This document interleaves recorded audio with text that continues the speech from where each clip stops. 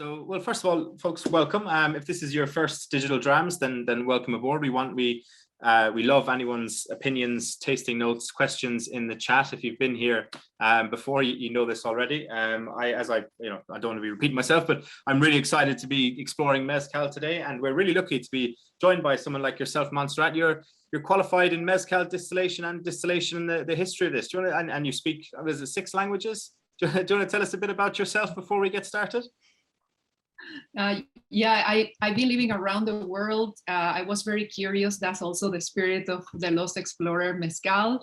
So I did live in Europe. I lived in South America and Central America as well. And I first started with the wine. I became a certified sommelier, and then from wine I went into spirits. I studied tequila. I was working in the tequila industry for several years.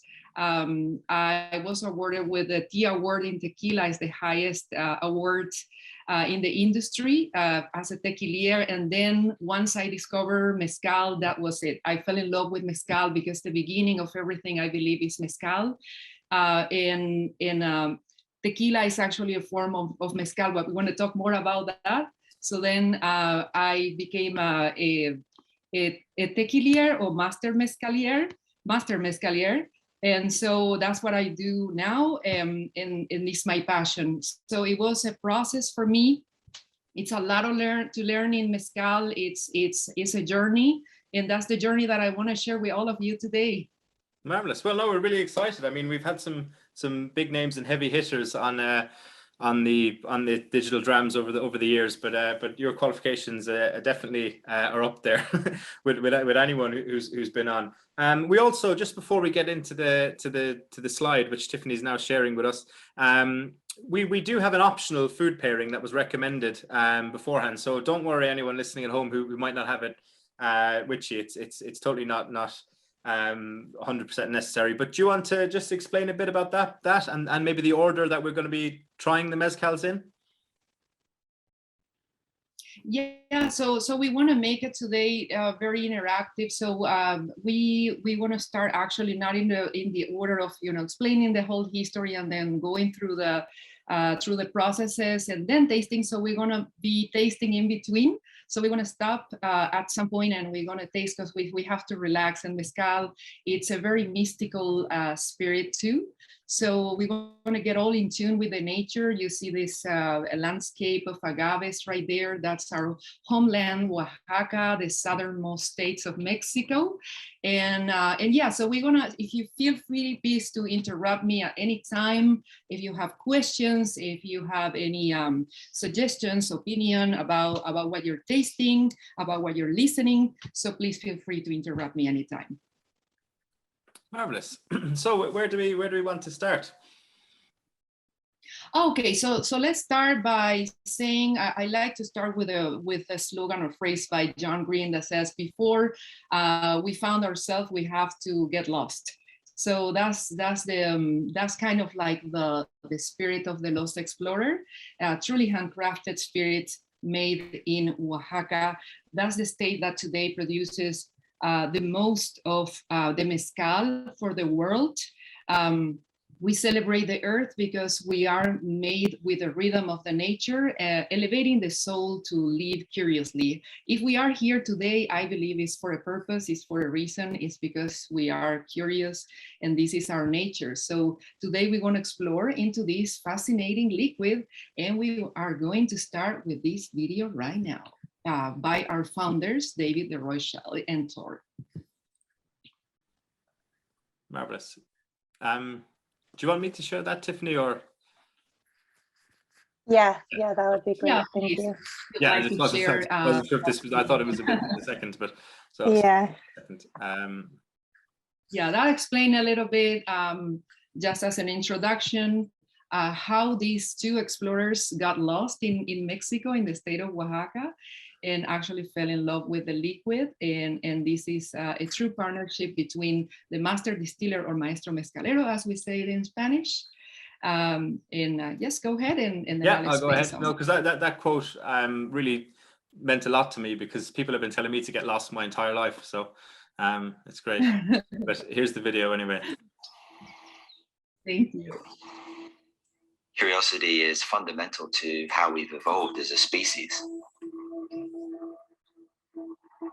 When I sip Mezcal, I always feel like it's the drop of rain onto the desert. As you start to dig, you start to realize there's this incredible heritage and story, and there's many myths around it. It's the patience inbuilt to the process. And I feel like there's something really magical when you're making the agave, and you're digging that pit and creating that fire and sitting around and waiting for days. The fermentation and the way that it comes to life is in rhythm with the elements. The sun, the wind, how long it sits, the temperature. Those are the things that really make the character come out. We're using nature's frame to build something beautiful. You have to work within the rhythm of nature, because if you're working against it, then ultimately you're going to fail. You know, the fun of it is that nature gives you a palette and Fortino paints with it. It's really beautiful to see him set himself this mission of becoming one of the best mezcaleros in the world, this maestro. I mean, it's his journey, and it's his family's journey, and it's so nice to see Zilali, his daughter, be very present in that. It is a labor of love. I mean, I think it's something that we're fortunate enough to be part of this journey. That's really Mezcal. It's got this evocative, beautiful energy that comes from the earth, that brings you back to the earth in the full cycle. And we're here to honor that. It's history and the future of Mezcal and our planet.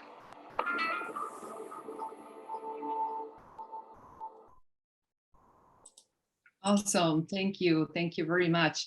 So I know you all have 3 mini bottles of 3 different expressions on our mezcal. And why we don't start by opening the first one, which is the Espadín. And let's pour. If you have with you, you can use a Glencairn, you can use a short glass, or you can use a copita. Well, there was everyone should have received a little copita with the pack. So awesome. Yeah, so these are our copitas that, because in our distillery we use or recycle everything. So these are made with the agave waste from our palenque or distillery, and yeah, so you can see the little fiber still on this glass. So let's pour a little bit of this beautiful liquid. This is the Espadín. This is the most traditional expression. It's a type of agave. Scientific name is Angustifolia how. Espadín means espada or sword in Spanish. As you can see, the pointy leaves of the agave. They seem like little swords, so that's what the name comes from. So in mezcal, we have different agaves, of course, but each agave has a common name, how the farmers or the natives will call it, and then also we have the taxation, the taxonomy by a scientific name. So let's go into the nose first, and on the nose you should get something that it's very. If you ever taste like sweet pumpkin. Pie or roasted sweet potato, caramelized with brown sugar or maple syrup. I'm sure you did. So this is the first thing that you will notice on the nose, and then let's start to sip. To sip the mezcal, we have a technique that's called the kissing technique. So just like you're ready to give a kiss, because in mezcal we have all these interesting traditions. So you salivate a little bit, and then you take a small sip. Hold it a little bit, not so fast. Hold it, and then just get that liquid inside, and you feel that little worm that is gonna bring out all these interesting flavors. I don't want to give you all these ideas of aromas and flavors. I prefer this is a discovery, and you feel your own, and you judge the liquid yourself.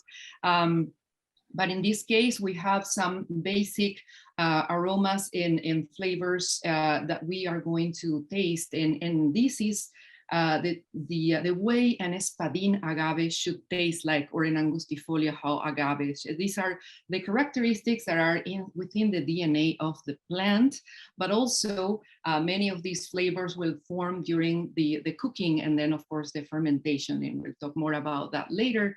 But here on what we feel on the palate, so we feel that cooked agave, that sweet roast potato that we were feeling it at the beginning. Maybe that's how these caramelized agave will taste like after the cooking part, because they're cooked in the pit. So we have also that layer of smokiness that we're going to feel also on the aftertaste. It's recommended to sip a little bit of water too, to get some water, so you can, because it's kind of like dry, but it's that sweetness totally from the agave. There's nothing added. This is such an amazing spirit that you get all with just one plant and water. And then, of course, the yeast makes its own magic, but it's all natural. It's all natural from the environment. So let's get another, maybe another taste. After you got some water, you can also get some of your food pairings that were recommended. We recommended some slices of red apple. And the red apple is just to get that crispiness, and you can get a little bite of that, or water if you prefer, and then sip again. Remember the kissing technique. So I didn't realize you were meant to salivate before kissing. I think that's where I've been going wrong all these years.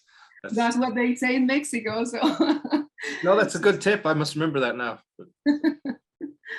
So yeah, so how does the apple helps with our taste, so with our palate? Isn't it helping a little bit to get that reminiscence of these flavors? Maybe is something that we are suggesting, but I also want to mention that in the mezcal culture, they prefer to drink the mezcal just like that, just by itself. And since you are all whiskey lovers and you are used to these wonderful ABVs, and then you like maybe some of the pit and some of the smoke, so then you get all of this hint. But remember, this is a 42% ABV. The number that you see there on the bottle, the age statement is 8. So that's the age of the agave. It's actually before even going into the process, this plant has to suffer. This plant has to store all these sugars and all these starches for at least 8 years. So that's when it's harvested, and then it's taken to the place where we're going to continue the process to finally make mezcal. So isn't it amazing? What do you think? What do you think about? I like our opinions. We have some questions right here in the Christian, chat. in the chat there says the apple pairing makes the first taste the first taste much fuller and richer. It paired very well. I totally agree. I think I wasn't expecting the espadín to be as sweet as it was on its own, but with the apple, you kind of the apple of the sweetness takes over, and then kind of the smoky earthiness of the espadín comes more to the fore, like, you know. So they balance quite well, and as you say, the texture works really well. Even people who don't have pairings, we'd love to hear your thoughts on that tasting note. But Christian, that's a great tasting note and fantastic input. Yeah, I'm glad you like it. I'm glad you like with our suggestion. Also, I have a direct message.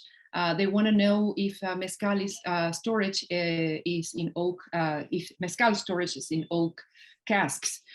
Yes, by the regulation, by the authority that regulates mezcal, because we are a denomination of origin, actually.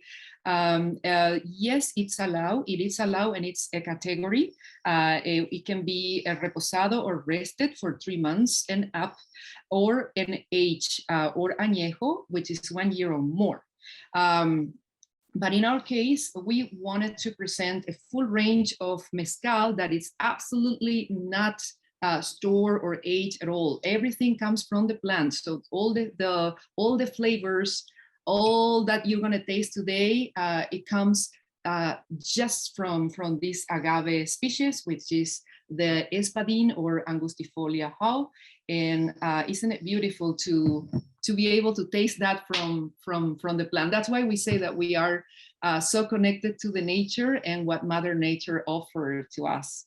Yeah, no, 100%. And you could maybe answer this for me if I was told this once, and maybe you can tell me if it's true. Is that obviously the idea of oak aging mezcals or tequilas is a very modern introduction, because obviously traditionally in that part of Mexico you would have used clay vessels to store foods and liquid, as opposed to here in Northern Europe when we would have used wood.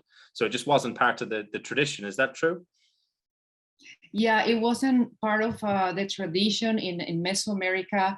They were first fermenting the liquid of the agave. So it was an ancestral drink called pulque, which is just the fermentation of the sap of these agaves. And then with the Spanish contact during the 16th century, they brought all these techniques, so the Filipino stills for the distillery, and as well as the alembics. And then distillation was born. There is a theory, though, and it's being in research and studies that we can confirm yet, that there was some kind of distillation in Mesoamerica in clay, very, very small, and this liquid was reserved to the highest priests of authorities. And it was considered the nectar of gods. So it was part of very special rituals and ancestral traditions. But what we know for sure is that they were fermenting and they were drinking that liquid. So when our colonizers came and saw that, they said, why we don't distill too? And then later on, 18th century, they decided to age as well.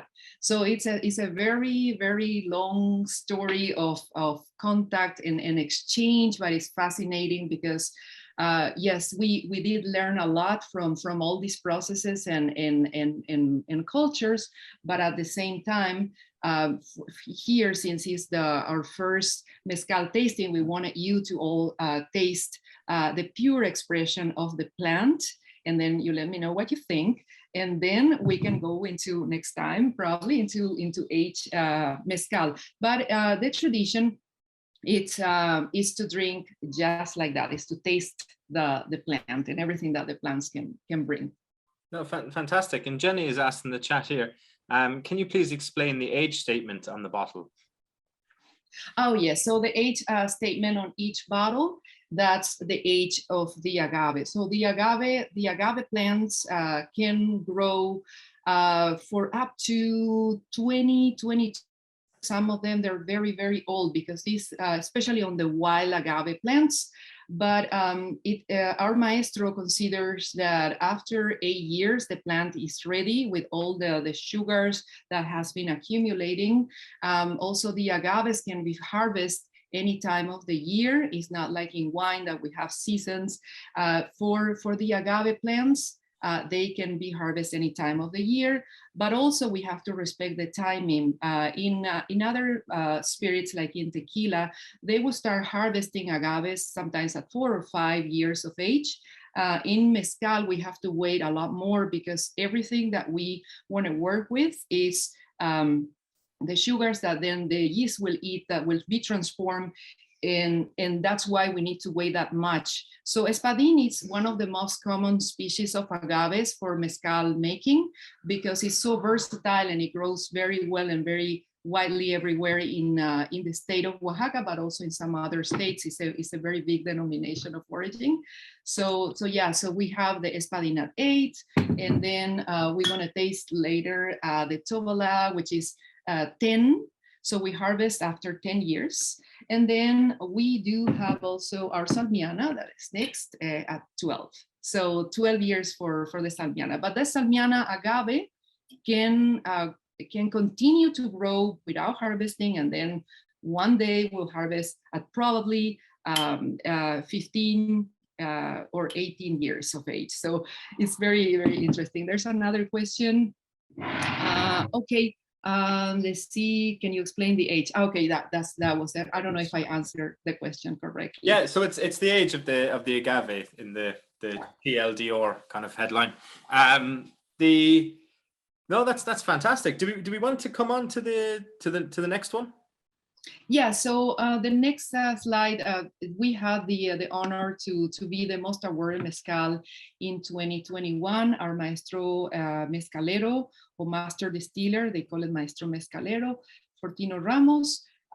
He did an excellent job on getting. This is it's very difficult for a mezcal brand to have all these medals in a competition, but also we have to consider that mezcal is today one of the fastest growing categories in a percentage, and it's a lot of demand for these very specific agaves. So yeah, we had all these medals from very important competitions. And that's a big success for our maestro who's totally dedicated to the brand and to make this liquid.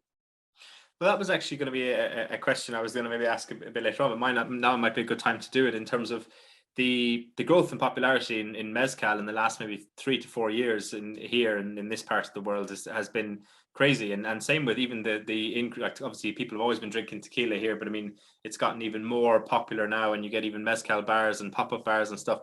How does when you're kind of aging up, it's the same with whiskey, you know, when they were trying to, you know, it's hard to predict when you lay down a cask, you know, 25 years ago if it's what the demand's going to be like in 25 years time. How is the agave production kind of coping with the increase in demand? Yeah, so that's part of our mission too, to replant agaves because of, as you know, the life cycle of the agave. Once you harvest is done, that plant is not going to grow back. So what we do is to replant for every agave at least 3 more. This is something that we do our distillery. We have land and we have space for more agaves, and of course everyone is invited here from the club to if you ever decide to come to Mexico and visit our place.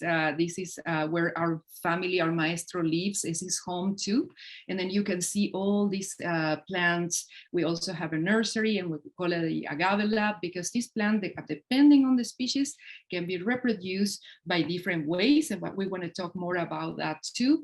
Yeah, there's on the espadín itself, the plant will produce something that's called hijuelos or baby agaves around the mother plant, and so we're going to remove these baby plants and take it to our nursery.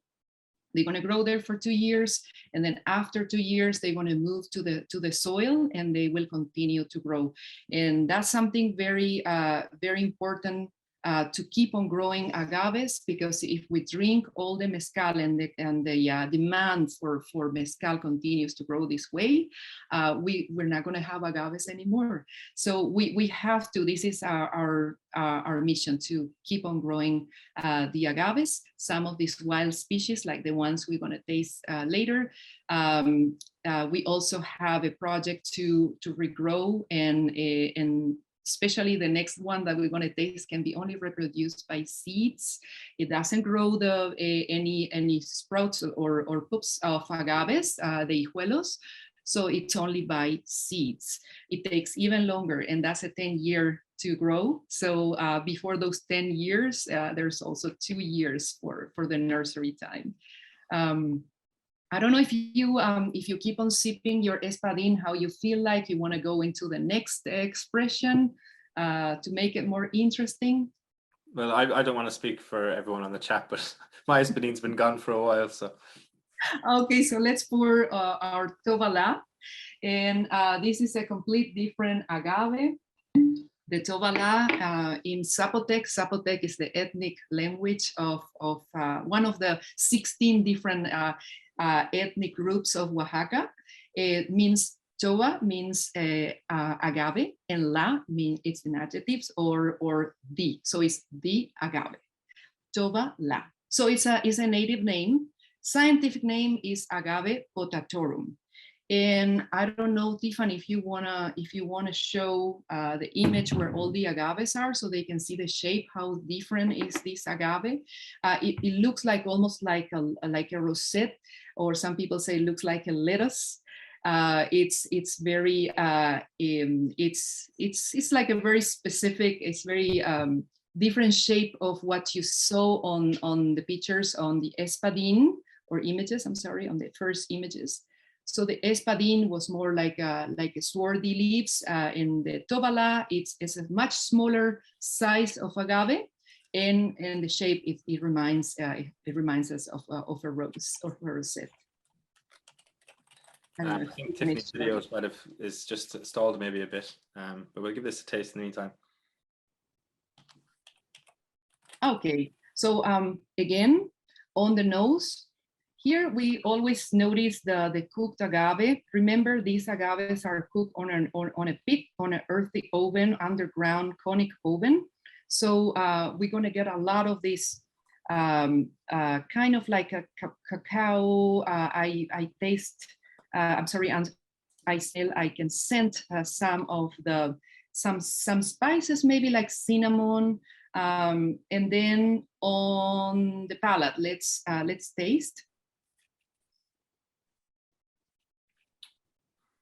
Hold it again, and then feel the warmth around. This is very silky. This is kind of like, here I get more of this dark chocolate. We recommend with this mezcal some maybe dark chocolate or caramel, salty caramel chocolate.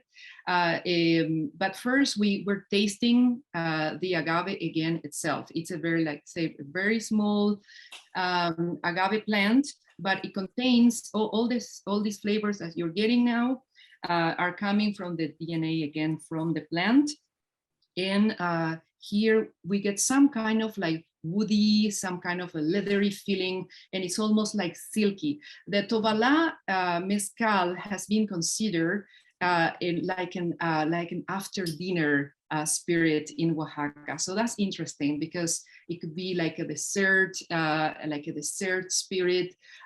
So in the tradition in homes, when you go to Oaxaca, the state of Oaxaca in Mexico, you will have a very large meal that will be like a celebration, and the food, of course, is very spicy. So you have a tovala at the end of the meal, and it will act as a digestive, and also it's been for many generations the mezcal for celebration. So when there's a wedding, so when there's a birthday or even a funeral, because they celebrate life, and a funeral is also a celebration in their tradition. They would open a very special bottle of tovala. So right now we are tasting the spirit that is a cultural spirit that has a lot of mysticism inside the whole process, the making. Oh, there you go. Here we're gonna see I think it's the next one where we'll see the tovala, so they can have an idea. There you go. So that's the last picture over there. Such a beautiful agave, right? It would look like ornamental, but it's actually we're drinking this plant. Yeah. So if we use for the first expression, which was the espadín, we use 10 kilos of that agave espadín to make 1 liter of this liquid. For our tovala, we need double. We need 20 kilos. It's a very, very small, very, very small pineapple, as we call it, a heart of the agave. So we have to remove all these beautiful leaves. And again, it has to be harvested at least after 10 years. And I'd like to hear your comments, what you feel when you drink this tovala. Isn't it beautiful and silky and so warm, and it's so different, right? So that's the beauty, right, of mezcal, the diversity. Yeah, no, it's really nice. It's definitely a lot more acidic and bitter You get a bit more of that kind of wood and tobacco than the first one, but that's not a negative. Yeah, no, it's quite interesting. You said this one is to go with a bit of chocolate. I'm going to try this with a bit of chocolate now. Yeah. So when you're saying on the tovala and having to cut, you have to cut off all those outer leaves, for want of a better word, to get to the core, which is what is distilled. What happens with them? Is there like in, obviously with a lot of whiskey, they use the leftover for like animal feed or different things, or like when you buy like something like agave nectar in the supermarket. I love cooking with agave nectar. Is that the same part of the plant you're using, or is that a byproduct that you can extract from mezcal production, or are the two of them totally unrelated? Yeah, so what we use for agave nectar, it will be exactly what we use for the production of mezcal, but it will be the sap, and then that will be converted into the nectar by hydrolysis. But with the leaves or pencas that we remove from the agave, what we're going to do is recycle them and use them for energy or for compost. All the byproducts, everything that is remaining after the use or the making of our mezcal, goes back to production, goes back to energy, goes back to the earth, and yeah, we'll talk more about these byproducts too, because in the past, this plant, they call it the tree of wonder, el árbol de las maravillas, the tree of wonder. That's how agaves were described by the chronists. It's a plant that gives them everything. It gave them from the leaves, they can take also fibers to make rope, to make bags, to make clothing. It was also a source of food. The flowers of these agaves, when they grow, they can be used also for food. So they have also medicinal purposes in the past. They've been using this plant for everything. It's part of their tradition. So it's beautiful that we have the chance to celebrate with this mezcal, to be able to give this imaginary trip to a place where they really embrace this liquid, because this is part of their everyday. They even drink mezcal with coffee in the morning. so it's their everyday. So how does the chocolate taste with the tovala? How do you like it? A sip of mezcal and then a bit of chocolate and then another sip of tovala. How do you like? They work really well together, especially I think any darker, not super dark, but darker chocolate would work with this. But the one you recommended with the salted caramel, it really plays off really well. No, I don't know if anyone else is doing the pairing. That would be, love to hear your thoughts. Christian in the chat there has also said, is 10 years specific to Tabola, or would you harvest it later for a different taste? Yeah, so we recommend at least 10 years to be able to harvest. That's when the brix levels will be perfect for this specific species. And the reason why is that it takes longer. If these agaves cannot be harvested before and just use, because in the regulation we are not allowed to use anything else. If we do, then we're not going to be mezcal artisanal anymore. We can be called agave distillate or just mezcal, but to be a mezcal artisanal or artisanal mezcal, there's no additives and no sugars added. So it has to grow that much. And that's the reason why we have to work with the rhythm of the nature. No, that's excellent answer. Ina said the salted chocolate works really well with this one, so that's fantastic. At least one other person other than myself is enjoying that pairing. No, that's marvelous. Awesome. If you go to a Mexican restaurant and you see on the menu recipe a dish called mole, M-O-L-E, mole.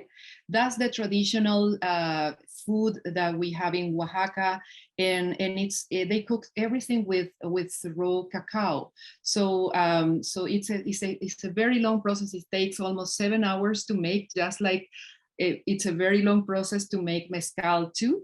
So they take their time, they roast these cacao nibs, and then without adding, of course, any sugar, but a lot of spices, they will cover, and it would make like a beautiful stew can be with any of the poultry. So that's a specific meal that they will have in Oaxaca, and then after that meal, because it's of course heavy, they will get their tobalas digestive. But before tobala, they will of course have their espadin, or they will have something else that they like or that they have at home. But yes, tobala it's actually, I loved so much because this was the first species of agave, or the first type of agave that I really liked it, and that convinced me to move from tequila to mezcal. It was the tobala. Also, we have, they say that mezcal, that you don't find mezcal, that mezcal finds you. So that's something interesting, because there's always one agave species that calls your name, and it's kind of like the agave will touch your heart, or that agave will be your favorite. So when you taste mezcal and you taste the different expressions, there's maybe one that is your favorite. There's maybe one that's gonna touch your heart and call your name, and that's what we're gonna discover today too. Marvelous. That's got to be a song, surely. Enrique Iglesias singing that, I can imagine. We've got a couple of comments on the chocolate pairing. Christian says we are enjoying the chocolate pairing as well. Just too nice to talk about it. So that's a high compliment. And Tony and Ben says Lint Door here, which goes very nicely. Really enjoying this one. So that's fantastic. Is there anything else before we move on from the Tobala you wanted to share on this one, Montserrat? Yes, so I wanted to go now to the next slide, that is what is mezcal, because we want to talk about what is the word mezcal. So mezcal comes from the Nahuatl word. Nahuatl was the language that was spoken by the Aztecs in Mesoamerica. It's called it's Mezcali, but then was Hispanized to mezcal, just mezcal. But Mezcali means cooked agave. So that's all. It's mezcal is a cooked agave. So therefore, any agave distillate is a mezcal. So tequila is also a mezcal. Before tequila, there was mezcal. So that was the first thing they were doing prior to having, of course, tequila was got a denomination of origin before mezcal, but that was for tax purposes too. The agave plant, the marvelous plant. What is agave also? Agave comes from the Greek agavos, and Linnaeus classified these species as agavos because agavos, it's admirable or noble. So this plant that can give us so much, including these spirits, it's a very noble plant. So you can see there, that's an espadin species, and then you see how that long stalk that grows in there, that's when the plant is ready to die, because all the sugars that were stored inside the heart will go up to the flowers and then to the seeds, and then it's going to dry, and then it's going to give space to all the pollinators to come and feed, and then go back and bring us even more varieties and sub-varieties of agaves. There are more than 200 types of species of agaves that has been classified. 204, I believe, is now 204 species of agaves that are classified that we know.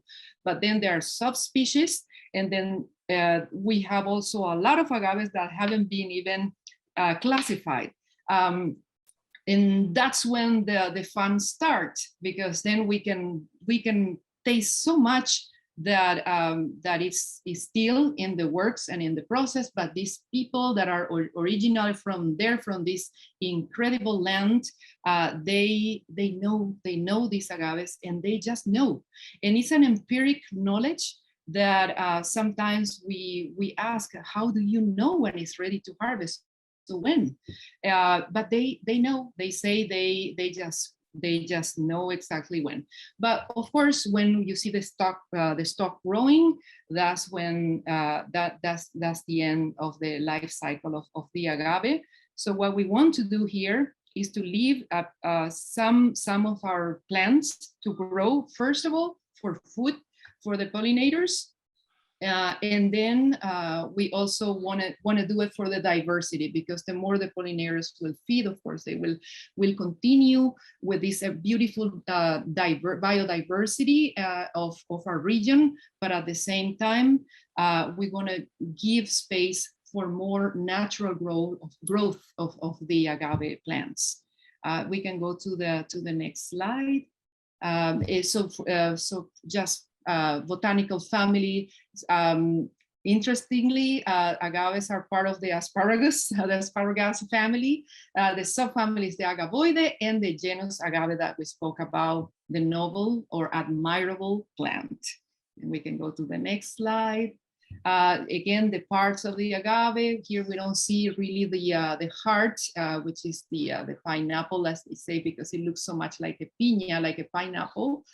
The leaves, the stalk, that is called quiote in Spanish, and the hijuelos, or the babies that are going to grow around, and the roots. We can go to the next slide. We've seen some of these interesting species, and now, before we dive into the mezcal versus tequila, if someone is interested to know why mezcal and what's the process in mezcal versus the process of tequila, because both liquids are from Mexico, but what is the difference? Why we don't taste the next expression, which is the salmiana? What do you think? Shall we? Yeah. No, I think that's a good segue. Yeah. You'd swear you've done this before, Montserrat. Yeah.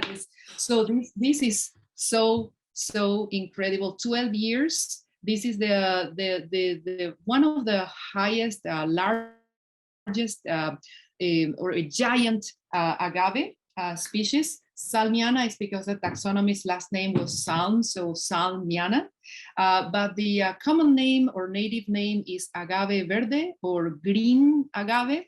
And the reason why is because this is the greenish of all mezcal. On the nose, again, I'm getting a lot of this green chili pepper. And I can even feel like kind of like the spiciness. It's so interesting. And let's taste.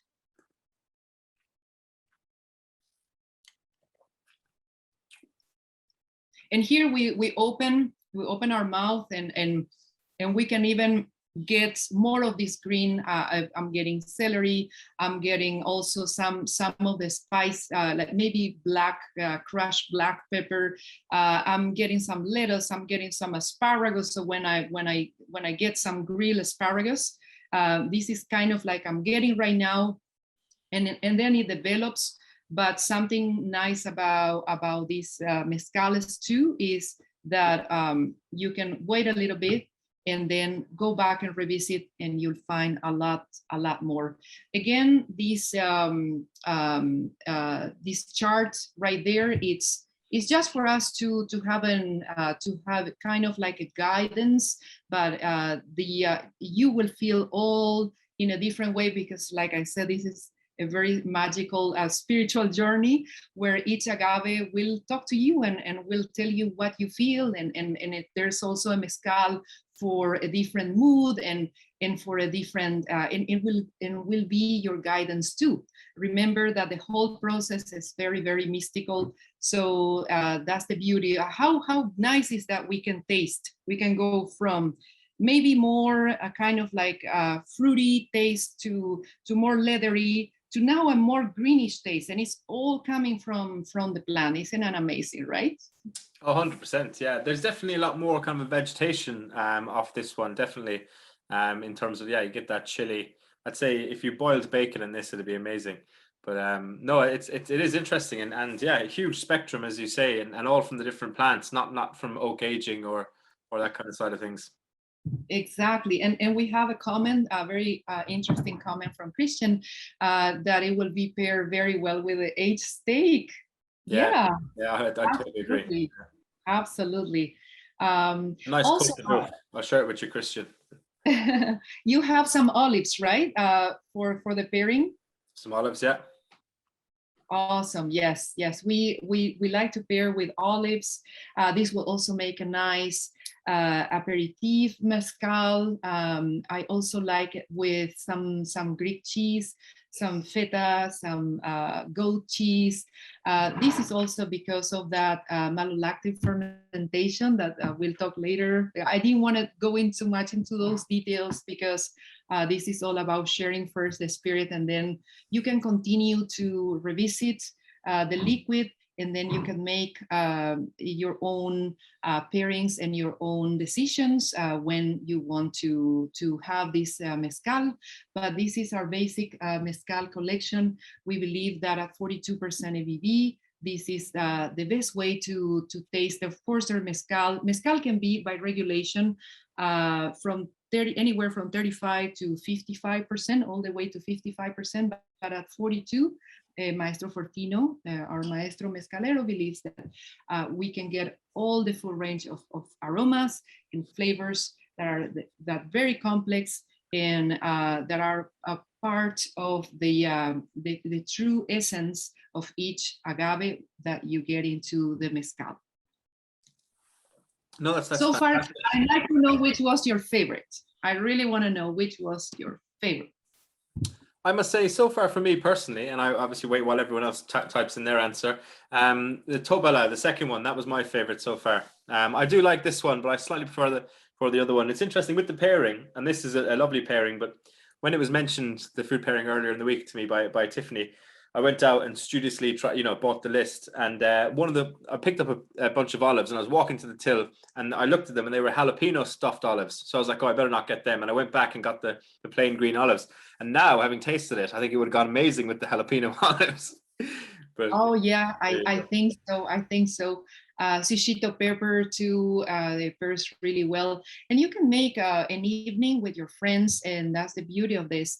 And share with them what you discovered today. So in our discovery kits, this was just some of these expressions that we have, but you can also invite your friends and see how they like and make a little tasting, and you can pair with them. It will make an excellent party, right? Definitely, yeah. With a couple of comments there. Tony and Ben says no olives here, but definitely would complement something salty. Billy says no olives, but seems to work well with beef jerky. And I can actually imagine it working well with beef jerky, definitely. Ian says the Salamana is the nice best one for him, so the last one there. I have olives in brine with chilies, and it pairs really well. Now I can imagine that working very well. Oh yes, absolutely. I think with olives in brine will be amazing. I like also to marinate some cubes of feta cheese and olives together, and then some green chilies, and then oregano, fantastic, and then some black pepper and olive oil, of course, and it's wonderful too. No, sounds lovely. We got a question there from Georgie, who's asking about the image on this bottle. It looks to me like a rabbit with horns and wings, or maybe a hare. Oh yes, so that's another interesting fact about our labels. These animals that you see on each label. So it's a different spirit animal, as we call it. In the tradition in Oaxaca, the alebrije, the name is kind of like, you've probably seen that Pixar movie, Coco, for the Day of the Dead. So these are imaginary animals that are guiding the natives through their lives and on their altar life too. They guide them through the whole cycle, and then they help them go into the altar life. So you probably have a lot of these. You heard a lot of these legends in mysticism on different traditions in spirits making. But in mezcal, there's they believe in these creatures. You can see they have parts of a different animal. So when the baby is born, there's an animal that's gonna be their spirit guidance, the spirit animal, and then a different animal that's gonna guide them on their altar life.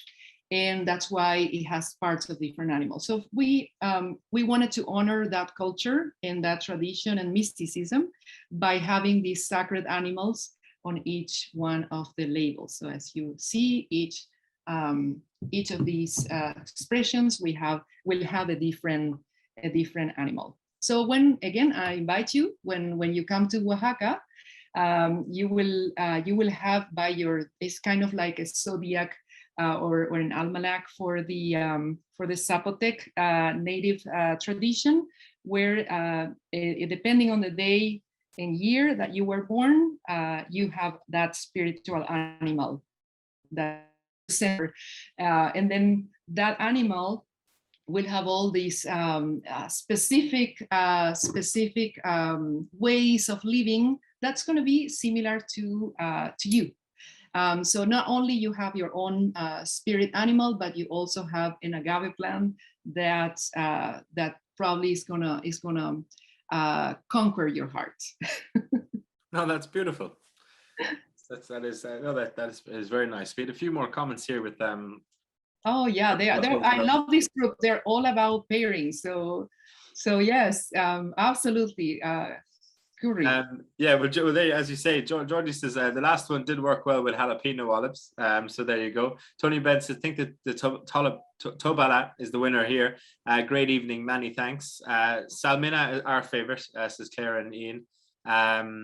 Salmina is 2 for Vicky, but closely followed by the Tobala. I've just put up the discount code there, folks. That's WS15LEVT, which will give you 50% off these drams. For some reason, at the moment, the 8-year-old isn't showing up online live, but it should be. So I'll try and get that corrected by the morning, by the time the recording of this goes out. And Kevin says this will go well with a great curry. So I could actually see that the last one, definitely. Which one will go great with a curry, Kevin? Is it the salmiana? I'd say the salmiana is what he means. Yeah. Okay, but I'm only guessing. Maybe Kevin can clarify.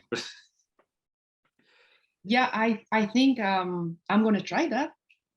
I'm curious too. Yes, I think will go very well. Excellent. He has confirmed there. No, that's absolutely brilliant. Is there anything else before we finished up that Montserrat that you wanted to share? Oh yes. So I was going to just go over the differences between tequila and mezcal, just for us to have a quick idea. So in tequila as a denomination of origin, only one type of agave can be used, is the blue agave Tequilana Weber. So in tequila is a monoculture. So all these agaves are identical. For mezcal, we have this huge diversity of agaves, so the possibilities are endless. And also that way we protect the environment, and we work with the nature itself that give us so many different species. There's a lot to discover in this journey.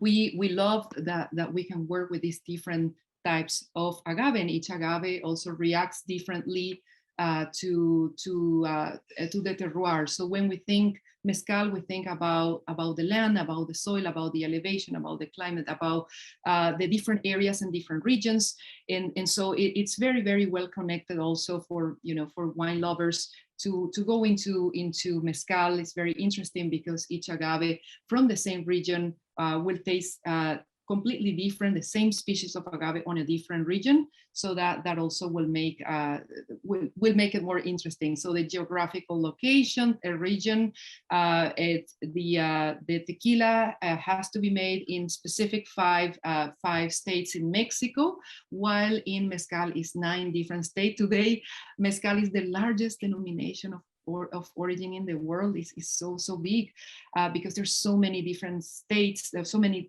states that have agave. So from 200 species of agave, 80% of those are in Mexico. So we have a lot of agaves. And then the production So in tequila, typically they use more contemporary ways of cooking the agaves.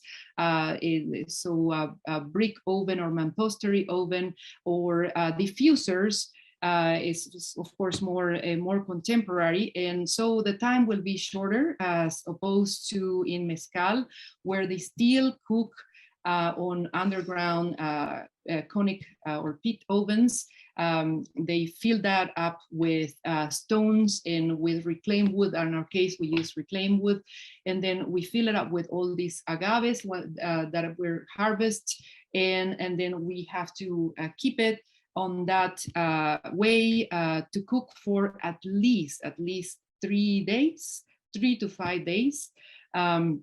But before there's a preparation, before there's a full day of preparation for this pit, and then after that, we have to wait, of course, those full 3 days versus 14, 16 hours that will be in tequila production, in the cooking side. So here we have just 1 for preparation, 3 for cooking, and then 2 more days because these agaves need to rest, and then they need to cool before we go to shredding. So it's a lot of time. I don't know if you'd like me to go super fast. I think we're running out of time on the rest of the process, but then there's the milling. After the cooking, you see some of these images here. We spoke about the cultivation, how long these agaves need to be in the ground, and the harvest once they are ready. They pass all these years in the ground, and then the cooking, we know how long it takes now, and then the milling. So these agaves is going to be they're going to be shredded.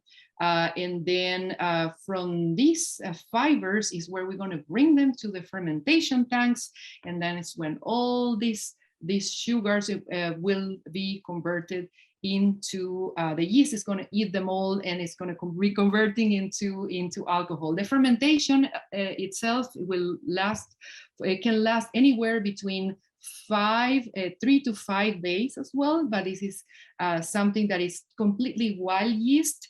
It's no temperature control. It's done in open wooden tanks, and we leave the nature to make its magic right there. So wild, again, this is very important, wild yeast.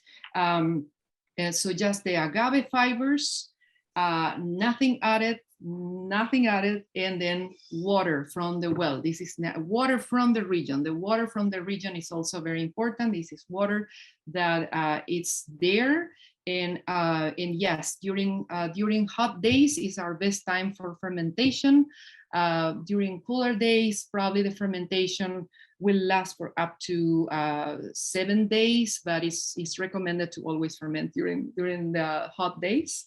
And then the distillation, we use copper stills right now to distill. It's 2 distillations. I could talk more about these parts, but I know we're running out of time. I'm sorry. We're not under massive pressure for time. In Montserrat, there's no need to totally rush through it. So copper stills would that be like the standard for mezcal distillation, or is there other types of stills that are used? Yeah, so in mezcal we have different categories. There's first mezcal, and then mezcal artisanal or artisanal mezcal, and then ancestral mezcal. So what they call ancestral mezcal is the one that can be distilled on clay. In our case, we are in the artisanal category, so we are using only copper stills. Right. That's very interesting. Yeah, so it can be distilled also in clay, but those are very, very small productions. It's a very difficult process, but they can make sometimes per batch just 50 liters to 90 liters per pot, per clay pot. But that brings also a very earthy flavor to this mezcal. It's completely different, and it's all only made. Thank you, Tiffany. She's bringing up the differences between all this mezcal.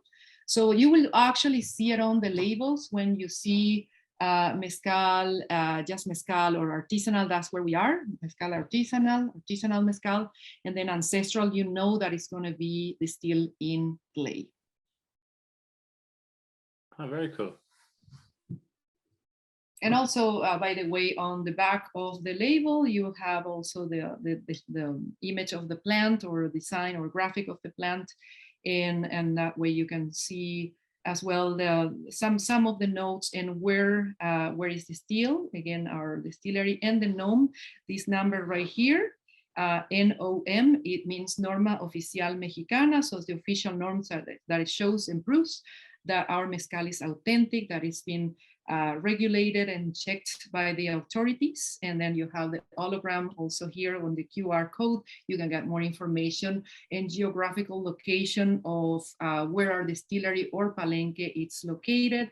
And you can even have some kind of like a 3D image of the agaves. So all these agaves are controlled. We know exactly where they are, and because of course it's a plant that once it's gone, it's gone. So someone someone did harvest that plant and use it for mezcal. So the authorities want to know, and they have to control. We have another comment from Christian. Thank you so much. Oh, thank you. By the way, my nickname is Monty. I know it's kind of like hard to pronounce Montserrat, but yes, so Monty, just let us know, please, whenever you're going to Mexico and you want to have a full experience of the mezcal journey. This was just an introduction, but we'll be very happy to share with you our passion, which is mezcal. Marvelous. No, we'll definitely take you up on that. And now I have a quick question before we finish. And if anyone else wants to get a question about distillation or anything before we do finish up, but Monty, if you don't mind, and now obviously these are all premium, fantastic artisanal mezcals. But if you had a mezcal that you were to put into a cocktail, what would your recommended mezcal cocktail be? Yeah, so the most popular, because again is the agave plant that grows so widely across Mexico, and especially Oaxaca. So it's the espadín. So if we are to make a cocktail, let's start by using the espadín, maybe ounce and a half or 2 ounces, and combine with some fresh fruit, ideally some citrus. Agave nectar, as you mentioned, agave nectar is great. Grapefruit also goes really well with pineapple. You can also make anything with red fruits. Then we also like to do some old fashions with the tovala.